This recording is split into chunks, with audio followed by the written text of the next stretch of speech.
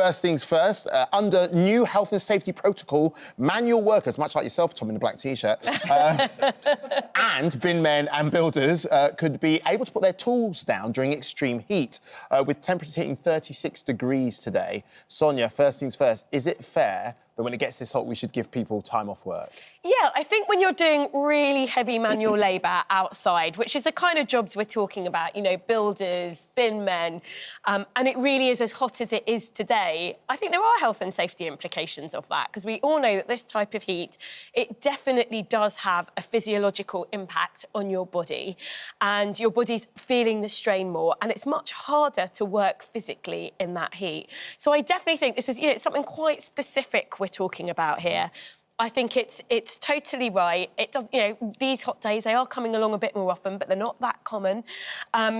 More generally, I mean, no, we just need to have more air conditioning in offices. And actually, another really big thing is, I think we need to have more air conditioning in homes now in the UK, particularly, I live in a new build flat. It is roasting whenever the temperature goes above 25 degrees, because all these flats have been built essentially insulation, to keep the heat in, which is great in the winter, because, you know, it does stay warm, but in the summer, it is roasting.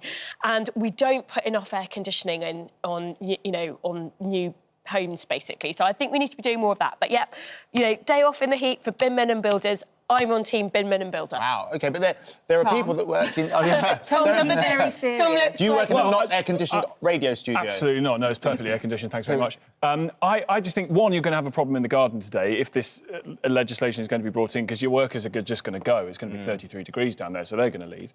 And it's all very well telling people that they need to have time off for the heat. I think a lot of these guys and girls who do this are self-employed. The idea of then taking a day off because it's too hot is not going to see the bank account swell, so that's quite difficult.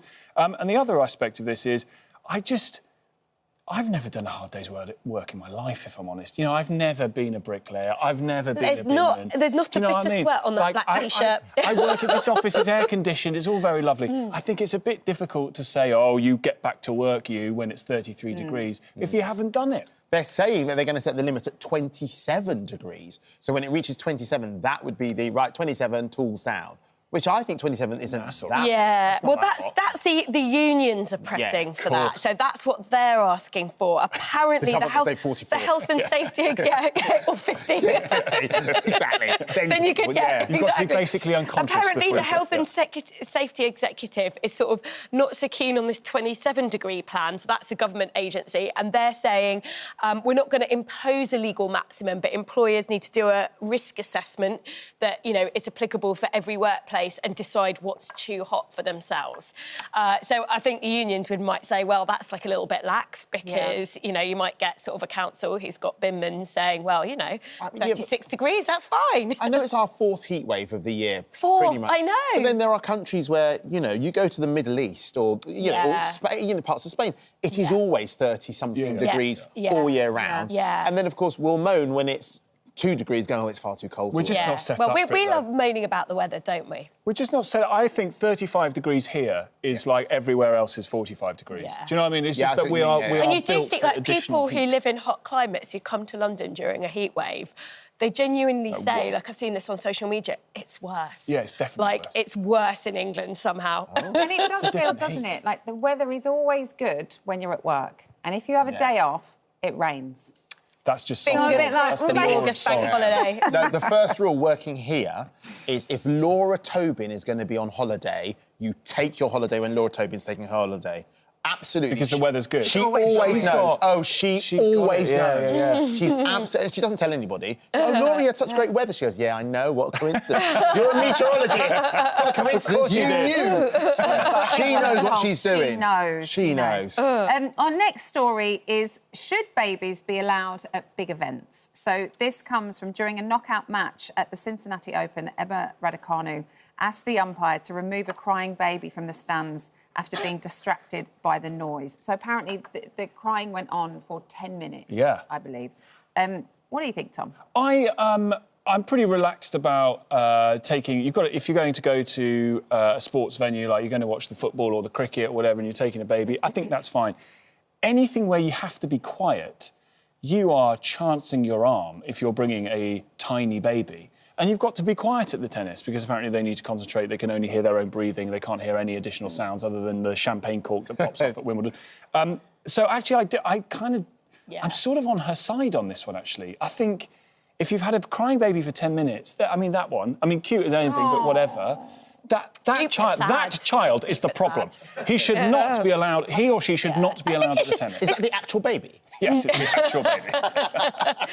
The baby is so cross at the discussion we're having right now. Exactly. He's demanding his right to cry. Yeah, I think it's about common sense, isn't it, really? And it's about, you know, not taking liberties in a way that really does undermine other people's enjoyment of things that they may have, like, paid a lot of money for. This is like a big tennis match.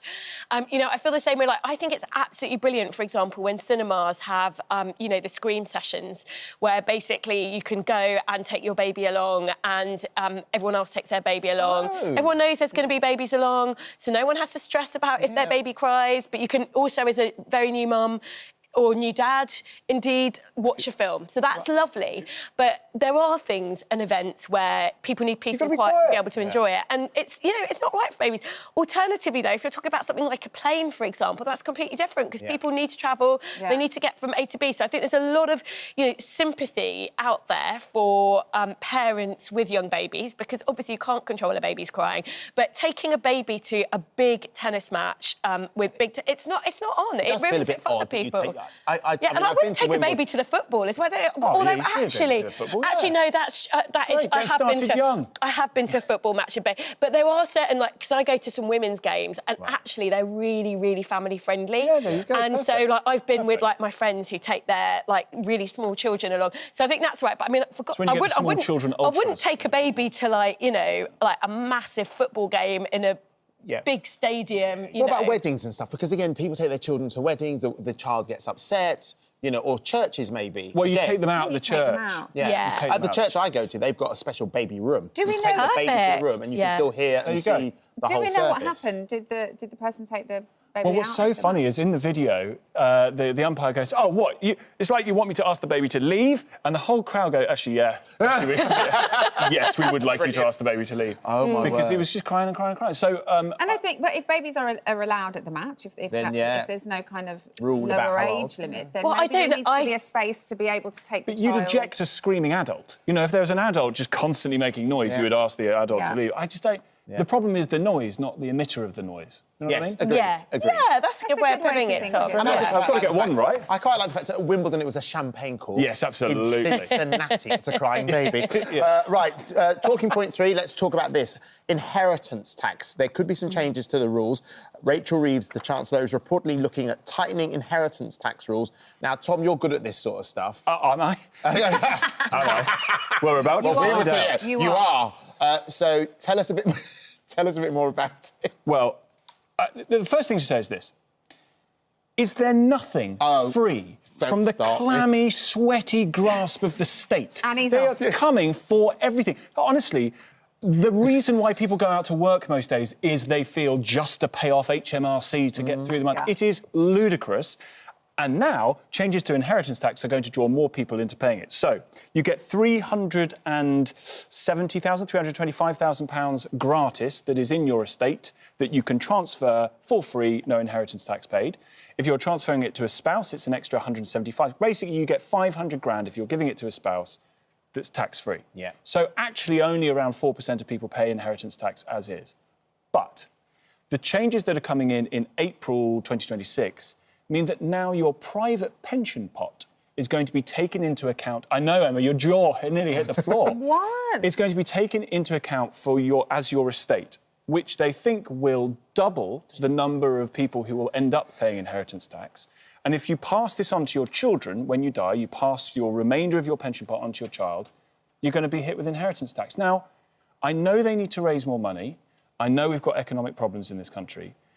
But at some stage, someone might have to talk about, I don't know, growing the economy rather than forever reaching into people's pockets and taking their money. Yeah, but come on, let's get this into perspective here. It is a really small proportion of estates that pay it. Essentially, if you're a married couple and part of your estate is your house, your primary residence, you've got £1 million to pass on to your children and grandchildren tax-free. That's a lot of money, which is why most people don't even have to worry about inheritance tax in the first place. There are issues with the way that tax is structured that means that actually it's the very wealthiest who get away without paying it, because they can employ all these advisors at great expense that tells them how to avoid it. Buy a farm.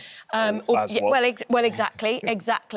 But I do think we need to take a step back and understand why we tax wealth that accumulates during a lifetime. One of the reasons is because actually housing in this country is really undertaxed. So if you buy a house and it goes up massively in value, say over a 50-year period, you're not taxed on any of that increase. Now, people will quite naturally feel, well, I bought the house at the right time, I still shouldn't get taxed on it. But the thing is that house price is going up and up and up and up over like a 50, 60-year period. And if you're trading up and up, from your original investment, you're going to have a lot of money in your house by the end. Yeah. And the value goes up because of, infrastructure that the taxpayer pays for around your house, and because there are few houses in this country, and housing is a market where basically when house prices go up, homeowners benefit, and then young people who are renting don't benefit. So while I agree that, if you put income tax up too high, Tom, for example, it might disincentivise people from working more, this doesn't really apply in the same way, because all this money is doing is going to like 50, 60-year-old inheritees, some of whom are most of whom, in fact, are incredibly wealthy in the first place. So that is why we have this tax. It's not a popular tax, but when you think about the fact that the number of young people who are totally locked out of the housing market altogether, who are never going to inherit, it is fair that we tax something from this increase in house prices. This is quite a debate. And Tom's desperate to say something. I just want to appeal, Emma, to your initial sense of shock. because the point about housing, well made. Yes, it increases in value of no fault of your own just by living in it. Lovely, lovely, lovely. Understood. But we are trying to incentivise people to save for their retirement. We've got a pension bomb nightmare that's happening because there are so many liabilities. It's going to cost tens of billions of pounds. And you are doing the right thing by putting money into your private pension. And all you want to do is leave what's left of your money to your children. Bam! They're coming for it. They're going. But most people don't have enough on their pension pots to live on to get them to death. Exactly. So encouraging people to do the right thing, to save into their pension pot. You're going to hit it anyway. But most people will have spent those pension pots down over 20 to 30 years. Absolutely. It's only really wealthy people who are going to end up with a lot in their pension pot at their death. Well, quite and the money that's... Both of you. It's 8 minutes past 11. Just to be really... Oh, my... Yeah, well, it's now 9 minutes past. It's now exactly 9 minutes past. I mean, it's going to be quarter past by the time... Yeah, and I was rounding up because I think you just round up because it's nice to round... I've never heard a time check on this one. Have you never heard a time check on this one before? Either you give the time, or... I don't want to tell you how to do it, obviously, but either you give the time or you give an approximation of the time. You might as well have gone, it's just past 11. Do you know what I mean? And then we'll talk about it off air. Carry on. OK, if you want to have a debate about it, we can have a debate about it. Well, because we've got the Good Morning Britain-style debate boxes ready now. So, Tom, what exactly were you talking about? The time is the time, and it's relative. The time changes every second. It's even now a different time of day. It's now 11:09 and 34 seconds. Well, all I was asking for, Andrew, was accuracy. Andrew. I just wanted some accuracy in the giving of the time. Either the time accurate is important or it isn't. Thomas, we're out of time. Thank you, Andrew. So, let me read you one of the stories.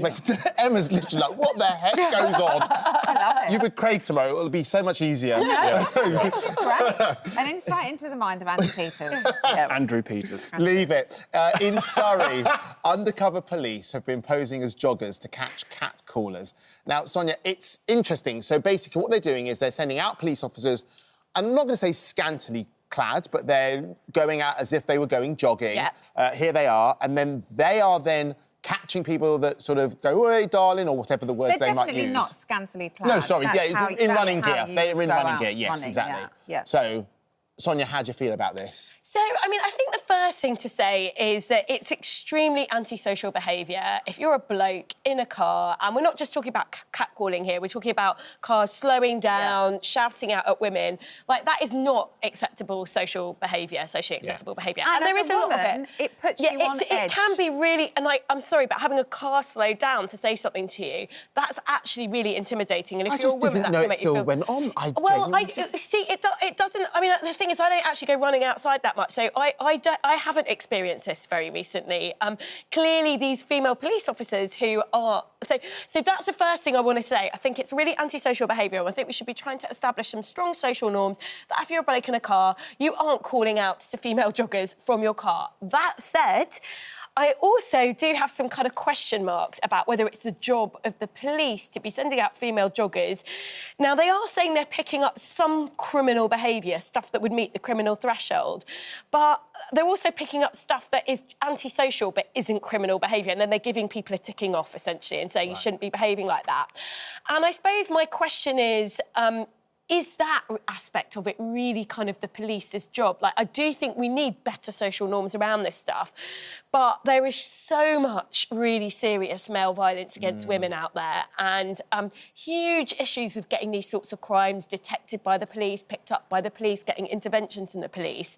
So, I mean, I guess there's a big question mark. Is this a good use of kind of police resource? And I suppose if you were somebody who was behaving antisocially in this way and you'd sort of, you know, lent out of your car to yell at a female jogger who turns out to be a police officer, I mean, that is really grim behaviour, I think. But also, do you feel a bit like you've been sort of tricked into it a little bit? I don't know.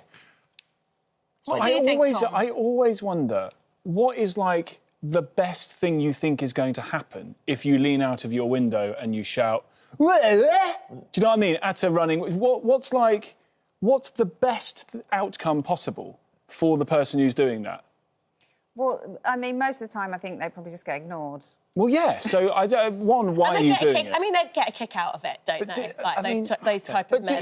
Do those type of men do they think they are paying the person a compliment? If someone wolf whistled at you, would you see it as a compliment or would you see it as a threat? It doesn't happen. I can't believe that. Is the genuine answer. To be honest, we talked about this earlier. I mean, when I was much younger, I think it was... I kind of probably noticed it more, and it does make you feel uncomfortable. Yeah. But, you know, wolf whistling an almost 50-year-old doesn't happen in my case. It doesn't happen to me either. Well, I just think it's great to establish social norms. This, you know, don't bother doing it if you're a bloke leaning out the window doing it. It's pointless. I do think, and this was filmed by my colleagues at LBC. Actually, they did the story first, and we'll talk about it on the show later on this afternoon. But there are people who are having their shops regularly targeted by thieves, and there's not a police officer in sight. And I just think maybe this isn't the greatest use of police resort if you're going after, you know, crimes. Yeah, and if it's stuff, if basically what they're doing is ticking people off for behaviour that's antisocial but isn't criminal, I think the question is, you know, a few police doing that for like an hour here and there, that's not going to change the social norms around this. No. We need something, you know, we just need to make it clearer to boys and young men that this is not what you do. Exactly. It's an education piece. Exactly, it's education. It's not a crime, it's about talking to boys and young men in our community, especially like, you know, men with more experience, being role models, saying, look, this is not the way, this is not how you have respect for women, for the opposite sex. Yeah, because I just don't know that the police doing this is going to change the culture. Well, I mean, that's what the brass eye... Yeah, anyway, sorry, I don't want to get into brass eye. No. It's not aged well. Yeah. Right. Let's move on. Let's move on. Generation Z. Schools are teaching Gen Z students how to make phone calls because they're too anxious to pick up the phone. Tom, have you ever had a problem picking up the phone? No, and I don't understand... It's your job, isn't it, really, on your show? I find this very odd direction of travel for young people. They are apparently incapable of speaking to someone IRL. Yeah. Because everything's on social media, everything's through voice notes. You are sort of literally cutting yourself off from talking to real people in real life with difficult social norms that come with that and learned etiquette about phone. So you're having to... Now, back in my day, our day, Leave it. There was a... So rude. No, it's not. It's just... it's fine. It's definitely a collective act. Do you know what I mean? You'd have to ring a landline and speak to somebody to be able to talk to someone as a teenager. Absolutely. Do you know what I mean? That was a done thing. So maybe there was a natural, understood etiquette around that hasn't transferred to the youngest generation, who are going to need to pick up the phone when they go into the world of work to speak to people. So maybe it's reasonable, but at the same time, I just think... I do find that at home with my own kids, actually, is that they do always communicate even with us via text. They text you in the house? No. Oh, sorry. I mean, it's never a picking up of the phone call. It's a replacement. If they have a question. I mean, I'm the same with my parents. Like, you know, we've got family WhatsApp and groups, I think that's a time thing, right? I'm just going to do this because it's quicker. It's interesting because, when I was a teenager, like, I would, I was always on the house phone. I'd get told off. Like, when you have to get off the internet. You'd see your friends at school and then you'd literally go home and call them. And that was a big thing for teenage girls. But it's like now, even at my age, even though I used to do that when I was younger, if I'm going to actually speak to a friend, quite often, there's a couple of friends I ring out the blue just for a chat, but quite often you'll schedule a call. Oh, have you got time to, like, catch up? Yeah. Maybe let's do it at, like, 11 o'clock on Saturday morning. It's like the culture of just picking up the phone. So I do have some sympathy for these young people because I think they're growing up in a world where, they do have to do it for this very specific purpose, which is they're getting their A-level results, and if they haven't got the grades they need, they have to start picking up the phones to universities for clearing. I can see why that's intimidating when you've grown up in a culture where you just don't randomly pick up the phone to people anymore. Can your teenagers talk in real life to each other? Do you know what I mean? So I just don't understand the purpose of... Then you put the phone in the way that somehow, oh, my God, I can't possibly do this. It's not that they can't... my kids can't do it. It's just that they're so used to communicating with everybody around them, especially their friends, via text, messages or apps. But what's the big difference? You're having a conversation. What's the big? You put a phone in the way and suddenly they fall to pieces, or they start dribbling. I think you have to have confidence in it. I agree. You must have sent a text occasionally where the other person has read it not the way you meant it, and if you'd had that as a conversation, they would have heard you and gone, "Oh, actually, you're not angry. You're just." But sometimes it is easier, especially if you're going to have a difficult conversation with somebody. I'm guilty of this myself. Sometimes it's easier to put down your thoughts and feelings in a text because it's you just don't like having difficult conversations face to face. So I do understand that, and I think with this situation, it's because it's not your mate you're calling up somebody at a university that you really want to go to who's in a position of authority. So I get why that might be a bit daunting if you're a young person. Slightly intimidating. Phone man. Thank you. I mean, as you say, sometimes sending bad news you want to do by text. Tom, check your phone. Hi, everyone. I just wanted to say thank you for visiting our This Morning YouTube channel. Now, listen, we upload new content every day, so go ahead and hit that subscribe button so you don't miss out. And we'll see you in the morning.